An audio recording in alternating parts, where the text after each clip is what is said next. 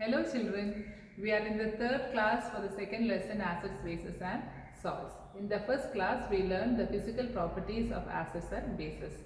The major property of acids are that they give H plus ions in aqueous solutions, and the major property of bases are that they give OH minus or hydroxyl ions in aqueous solutions. And you know acids are sour in taste and bases are bitter in taste and a soapy feel. In the last class, that is the second class, we learned about different types of indicators. There are 4 different types of indicators. Natural indicators like turmeric, red cabbage, etc. Synthetic indicators like phenolphthalein, methyl orange, etc. Olfactory indicators like clove and vanilla, and universal indicators. Today we move on to reactions. We know acids and bases undergo a lot of reactions. First, let us consider the reactions of acids. Acids reacts with metals. For example, dilute sulfuric acid or dilute hydrochloric acid react with zinc metal to give the salt and corresponding salt and hydrogen gas. Whenever an acid reacts with a metal, the products are salt and hydrogen gas. For example, we have learned in the first lesson chemical reactions and equations that if you take a test tube containing dilute sulfuric acid and you add zinc granules to it, you get bubbles of hydrogen on the surface, and this hydrogen gas can be collected and tested to identify the gas.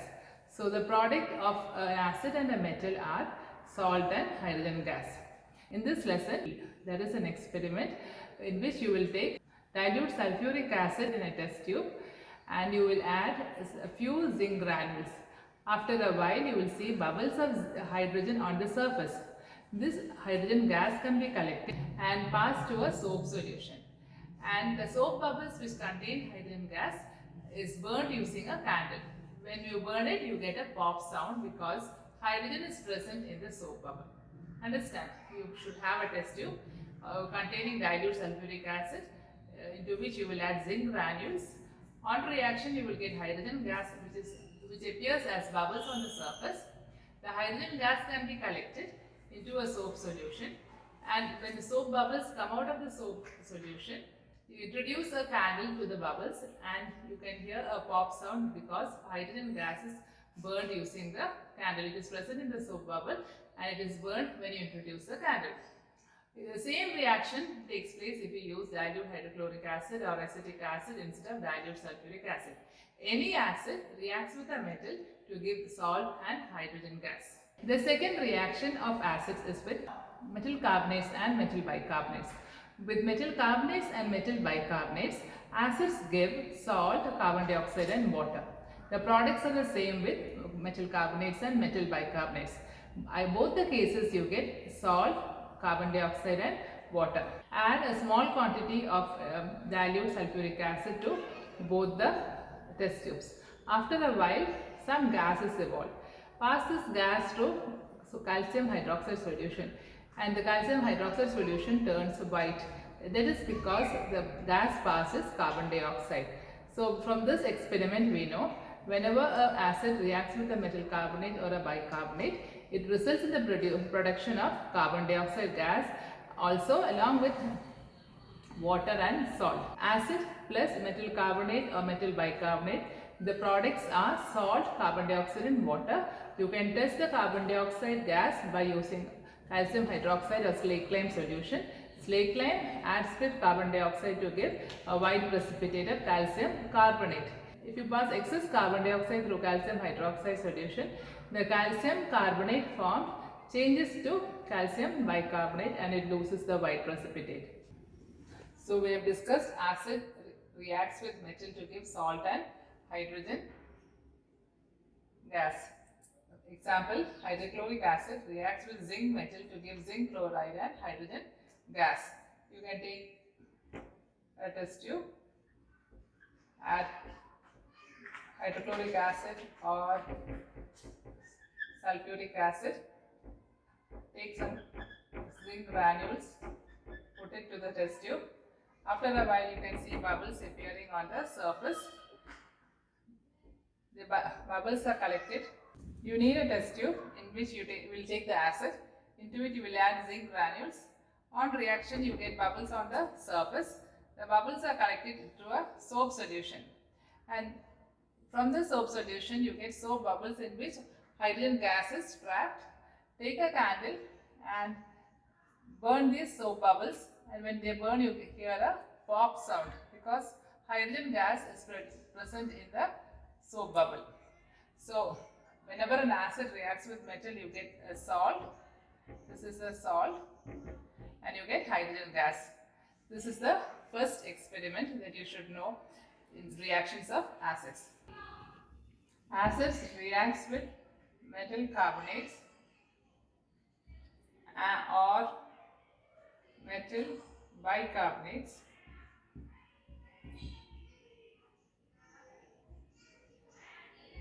and they give salt, carbon dioxide and water. If you take a metal carbonate or you take a metal bicarbonate, the products are the same. You get a salt, carbon dioxide, gas and water. For this, if you take 2 test tubes, experiment to prove that carbon dioxide is produced. Take 2 test tubes, test tube A and test tube B. Metals react with metal carbonates or bicarbonates to give carbon dioxide, salt and water. You can prove that carbon dioxide is produced during the reaction by taking few test tubes, one containing sodium carbonate and the other containing sodium hydrogen carbonate. So, the first test tube contains sodium carbonate, the second test tube contains sodium bicarbonate. You add dilute hydrochloric acid to both the test tubes. So, an acid is reacting with a carbonate here and it is reacting with a bicarbonate here. Carbon dioxide gas is formed, is produced. What comes out is carbon dioxide gas. This gas is made to pass through calcium hydroxide. Let's see the reaction. The gas involved is passed through calcium hydroxide. On reaction with calcium hydroxide, you get a white precipitator, calcium carbonate and water. If you get a white precipitator, that means carbon dioxide has reacted with calcium hydroxide. So, to prove that carbon dioxide is produced, you need to pass the gas through slate lime or calcium hydroxide. If you get a white precipitate of calcium carbonate, that means carbon dioxide is the gas produced. If you pass excess carbon dioxide through the solution, the white precipitate dissolves because calcium hydrogen carbonate will be formed and the white precipitate will dissolve. So, this is the reaction between an acid and a metal carbonate or a bicarbonate. Both the cases, carbon dioxide is produced along with the salt and water.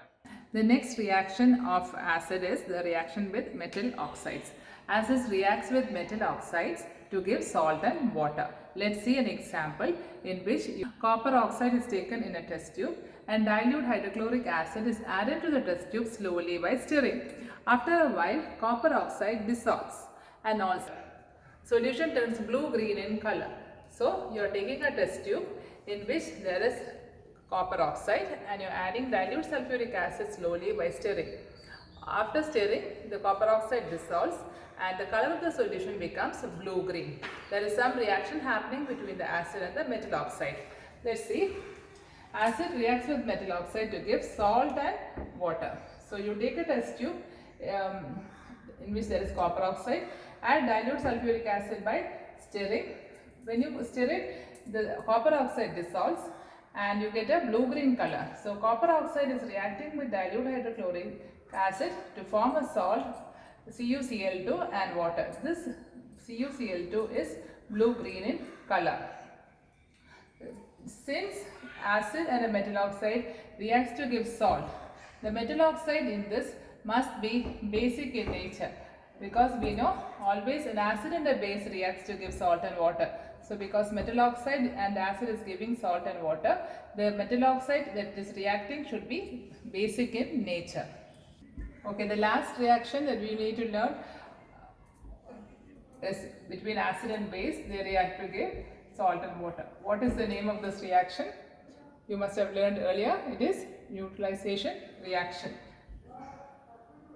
HNO3, nitric acid, reacts with the base NaOH to give Na NO3, sodium nitrate and water. This is a salt and H and OH combined to give water. This is the salt, sodium nitrate. So you get sodium nitrate and water. This is a neutralization reaction. Acid and a base reacts to give salt and water. So today we have learned 4 reactions of acids. The first one, acid reacting with a metal to give salt. The second one is the reaction between metal and acid and a metal carbonate or a metal bicarbonate to give salt, carbon dioxide and water. The third reaction is between acid and a metal oxide to give salt and water, metal oxide being basic in nature.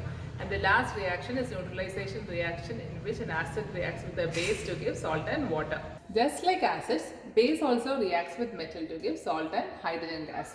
Reactions of base, the first reaction is a base reacts with metal to give salt and hydrogen gas. For example, sodium hydroxide is a base. It reacts with metal zinc to give sodium zincate, Na2, ZnO2 and hydrogen gas. This is sodium zincate. So base reacts with metal to give salt and hydrogen gas. So sodium hydroxide is a base. It reacts with the metal zinc to give sodium zincate and hydrogen gas. Second is the reaction between base and non-metallic oxide to give salt and water. Base, let us take calcium hydroxide, is a base. It reacts with non-metallic oxide. Carbon dioxide is a non-metallic oxide. It gives calcium carbonate and water. So this is a salt and this is water. So because a base is reacting to give salt and water, the non-metallic oxide taken must be acidic in nature. So base and non-metallic oxide gives salt and water, and since we are getting salt and water, the base must be reacting with an acidic oxide. So carbon dioxide is an acidic oxide, or non-metallic oxides are usually acidic in nature. So that's all for today, children. We have learned reactions of acids and bases today. It's very important. Please learn the equations well. See you in the next class, and please don't forget to subscribe.